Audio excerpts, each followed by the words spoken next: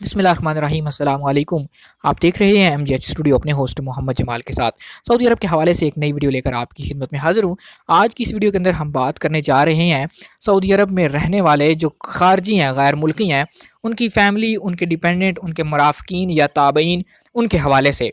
जैसा कि आप सब लोग जानते हैं कि सऊदी अरब के अंदर एक कानून है कि कोई भी अगर बंदा छुट्टी पे वीज़े पे सऊदी अरब से अपने मुल्क जाता है और वापस नहीं आता है तो उसको 3 साल के लिए सऊदी अरब आने से रोक दिया जाता है।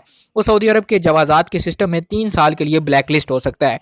सिर्फ़ और सिर्फ एक सूरत में वो सऊदी अरब आ सकता है।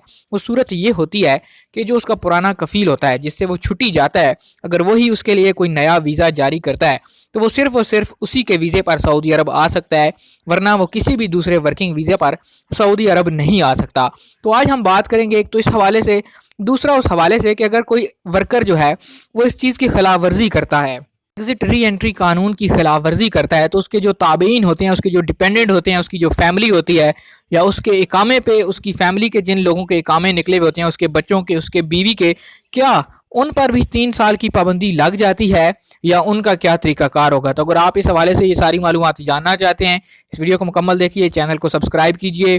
जी तो दोस्तों, जो डीजी पासपोर्ट्स हैं, जवाज़ात के जो डीजी हैं, उन्होंने ये बताया है कि जो मराफ़कीन हैं उनका जो कफ़ील है, जो उनका स्पॉन्सर होता है, जो उनकी फैमिली का सरबराह होता है, अगर वो सऊदी अरब के एग्ज़िट री एंट्री कानून की खिलाफ वर्जी करता है तो जो उसके ताबईन होते हैं उन पर ये कानून लागू नहीं होता है। वो जब भी चाहें नए वीज़े पर सऊदी अरब आ सकते हैं। उनके लिए किसी किस्म की 3 साल की पाबंदी नहीं होती और ना ही उनको सऊदी अरब आने से ब्लैक लिस्ट किया जाता है। सऊदी कानून जो है वो सिर्फ़ और सिर्फ उसी बंदे को सज़ा देता है जिसने कोई जुर्म किया होता है। तो इस हवाले से डीजी पासपोर्ट का कहना था कि चूंकि जो घर का कफ़ील होता है, जो घर का बड़ा होता है, सिर्फ वो एग्ज़िट री एंट्री वीज़ा के कानून की खिलाफवर्जी करता है तो पाबंदी भी सिर्फ उसी पे लगाई जाती है।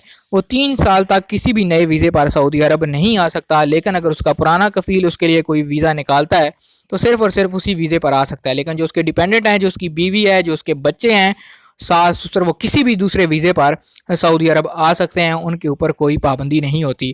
बहुत से लोग ये भी सवाल करके पूछते हैं तो कितने साल की पाबंदी होती है जो लोग छुट्टी जाकर वापस नहीं आते। तो एक दफ़ा फिर मैं आपको कंफर्म करता चलूँ कि ऐसे लोग जो छुट्टी जाकर सऊदी अरब वापस नहीं आते उन पर 3 साल के लिए पाबंदी लगाई जाती है।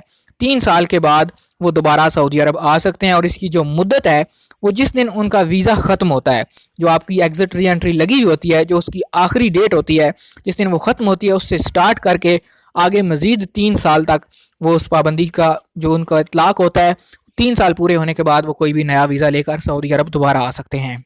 ये थी सऊदी कानून के हवाले से, एग्ज़िट री एंट्री कानून के हवाले से एक नई अपडेट। उम्मीद करता हूँ हमेशा की तरह ये वीडियो भी आपको पसंद आई होगी। वीडियो पसंद आए लाइक कीजिए, शेयर कीजिए और कमेंट करके अपनी राय से ज़रूर आगाह कीजिए।